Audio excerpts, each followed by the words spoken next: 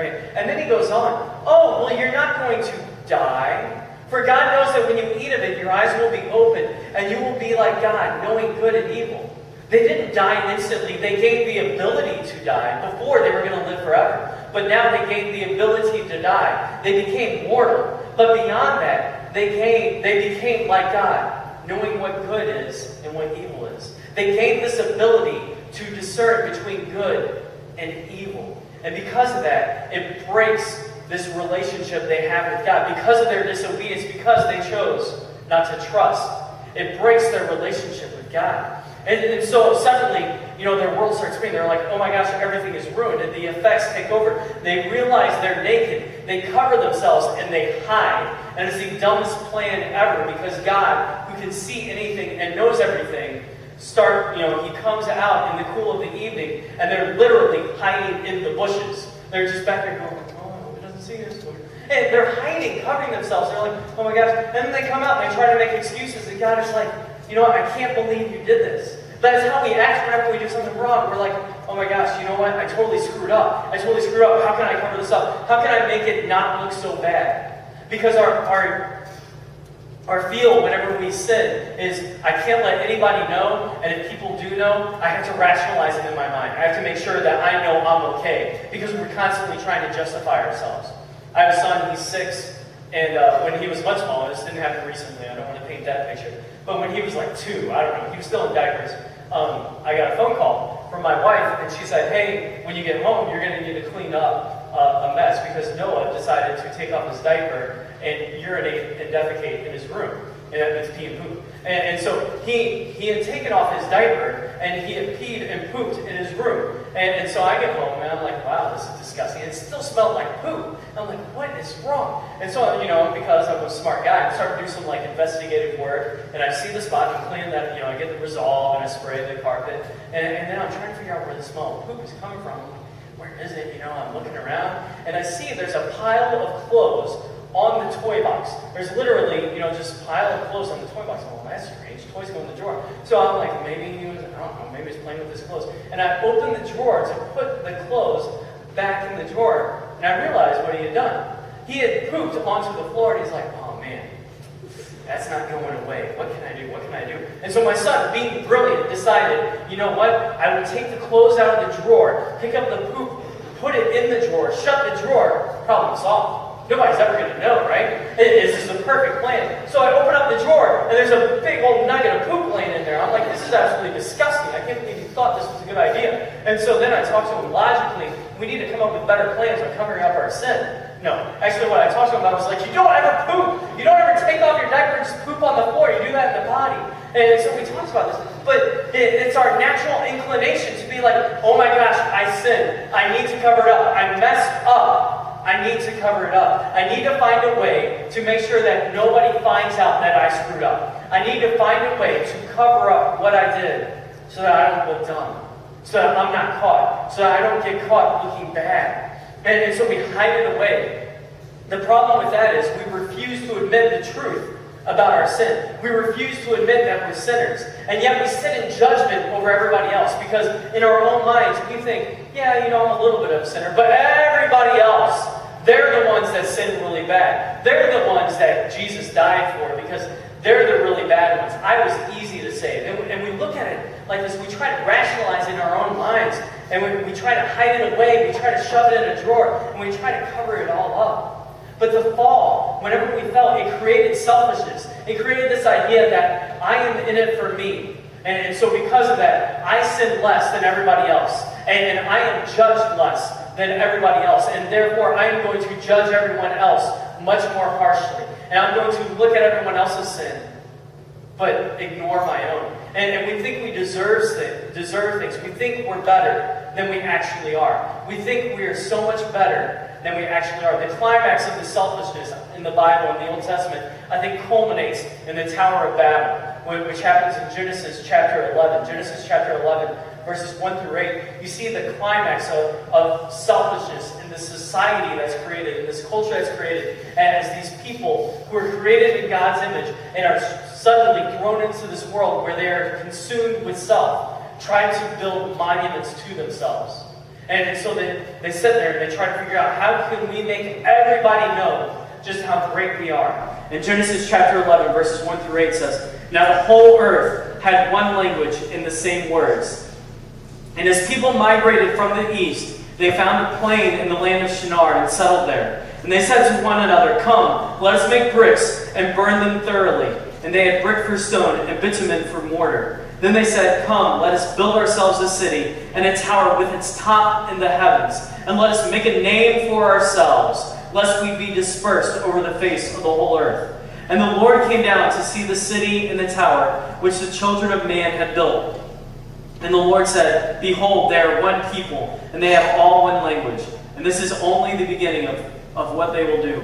And nothing that they propose to do will now be impossible for them. Come, let us go down, and there confuse their language, so that they may not understand one another's speech.' So the Lord dispersed them from there over the face of all the earth, and they left off building the city."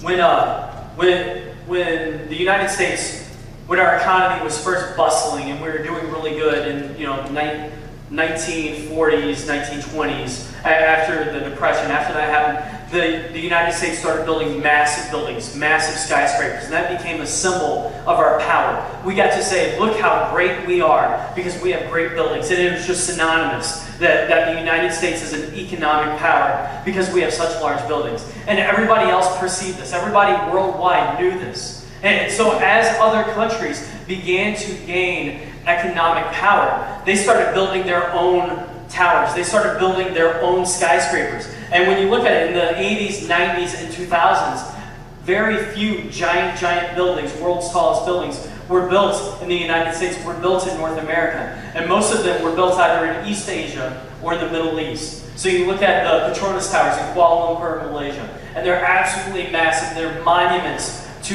this economy in East Asia. You look at all the tall buildings that are in Hong Kong and all these cities that are urban conglomerations of just massive wealth. And they wanted to show off their wealth. And now the largest building in the world, the tallest structure that is man-made, is in the Middle East. And it's this way of the Middle East saying, we have an amazing economy. We are somebody that should be reckoned with. I want everybody to know who we are. And everybody needs to understand just how mighty we are. Just like they said, "Come, let us build ourselves a city and a tower with its top in the heavens, and let us make a name for ourselves." Because that's the root of all selfishness. It's wanting everybody to perceive us differently than we really are. Because we hide away our sin. We hide away everything that's about us. And we try to project this false image.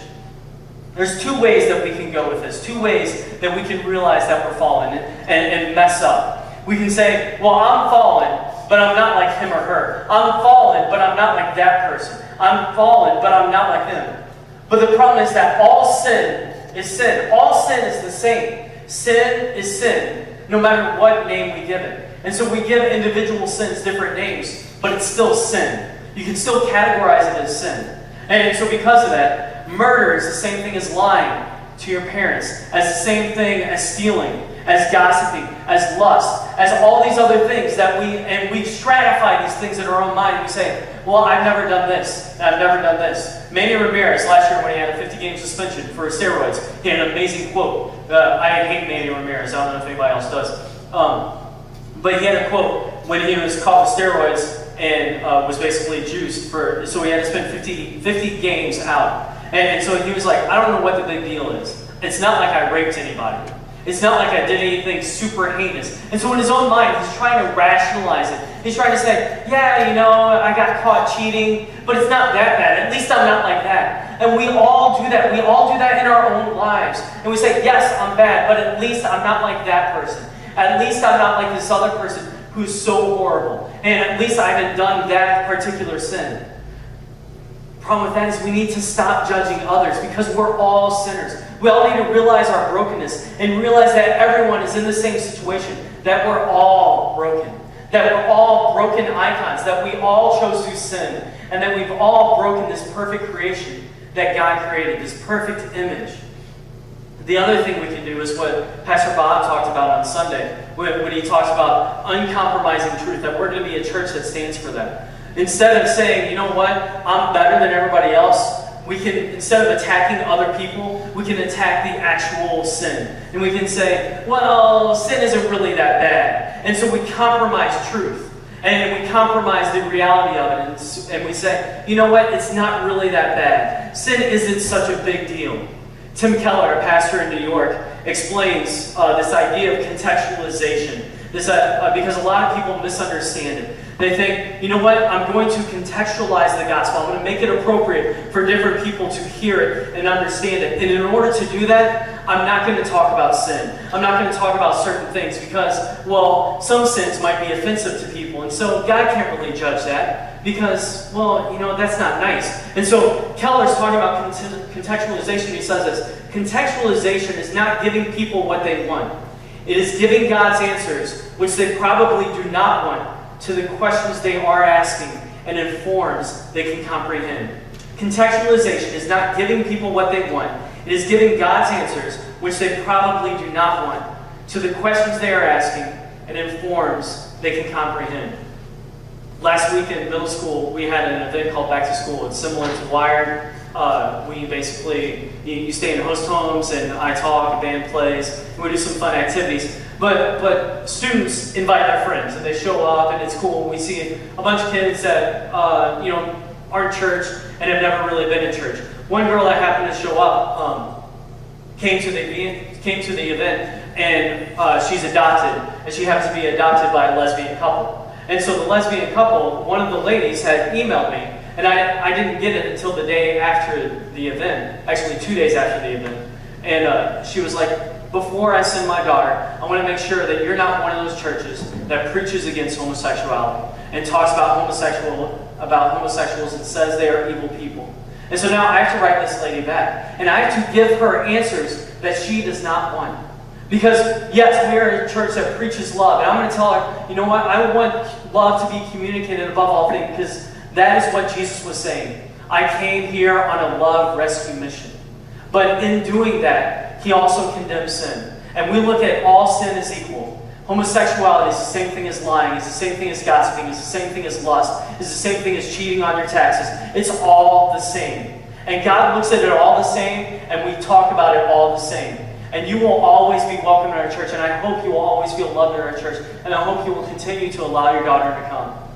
But know this, that we are going to continue to preach against sin in all its forms. We will continue to love, but we're not going to contextualize ourselves and say, sin is okay. Because that's one of the ways we can mess up and say that sin is not really so bad.